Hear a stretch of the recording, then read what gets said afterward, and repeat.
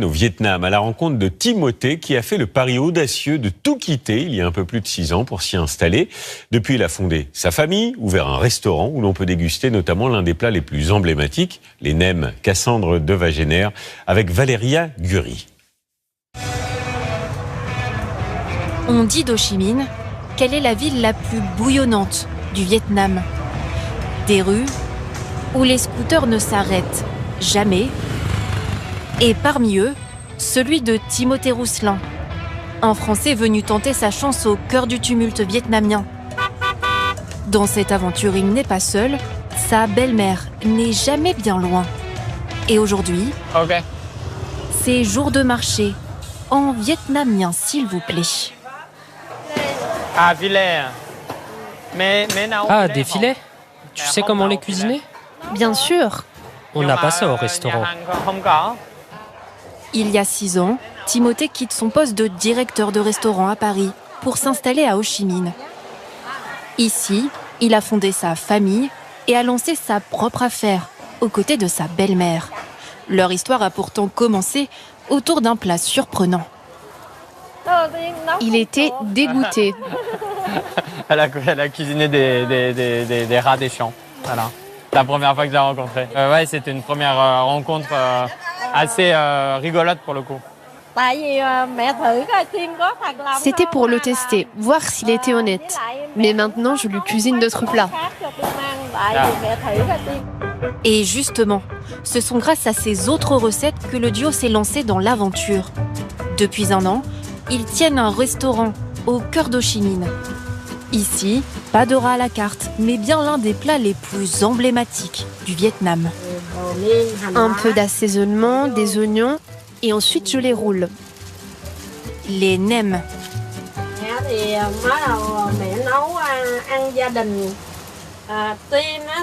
Au départ, je cuisinais juste pour ma famille. Puis Timothée a beaucoup aimé mes plats. Il a alors eu l'idée d'ouvrir un restaurant pour que je puisse cuisiner, car c'est ma passion. Une histoire de famille, car en salle, Timothée et sa femme Nhung gèrent le service. Et voilà, les nems. Les Vietnamiens sont extrêmement connectés à leur famille.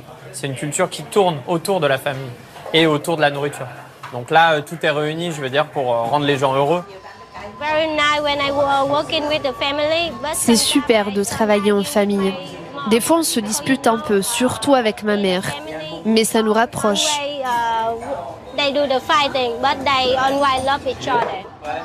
Le restaurant sert une centaine de couverts par jour, comme ce groupe de guides francophones, des clients fidèles. Les nems sont croustillants.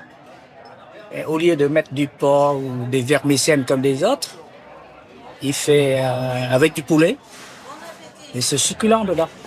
Les nems, un symbole de la cuisine vietnamienne. Pour en percer les secrets, Timothée et toute sa famille nous emmènent sur ses traces. À une centaine de kilomètres d'Ho Chi Minh, au cœur du delta du Mekong, le marché flottant de Can Theu s'éveille. Et avec lui, des centaines de marchands de fruits et légumes s'activent sur l'eau. Ils vendent tous quelque chose là sur les bateaux. C'est un marché sur l'eau, sur les bateaux. C'est ici, sur ces échoppes flottantes, qu'on fabrique un élément indispensable pour la confection des nems. Qu'est-ce que je dois faire? Comme ça? Les galettes de riz. Et pour les préparer, il faut avoir un sacré coup de main. Mais j'ai l'impression que c'est plus simple. Moi, je préfère faire ça plutôt que des crêpes. C'est ma femme qui est très forte en crêpes, paradoxalement. Donc on pourrait inverser les rôles, hein. Les découvertes culinaires ne s'arrêtent pas là. Retour sur le bateau, où les marchands s'invitent directement à bord. Vous avez quoi comme nouilles? Au porc ou aux crevettes? À la crevette pour moi. Livraison express pour un petit déjeuner typique au fil du Mekong. Sur le marché flottant, pas d'étal ni de vitrine. Tout se négocie à bâbord ou à tribord. C'est combien?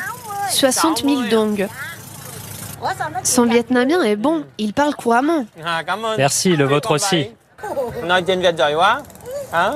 Et ce matin-là, dégustation d'un fruit très apprécié des Vietnamiens.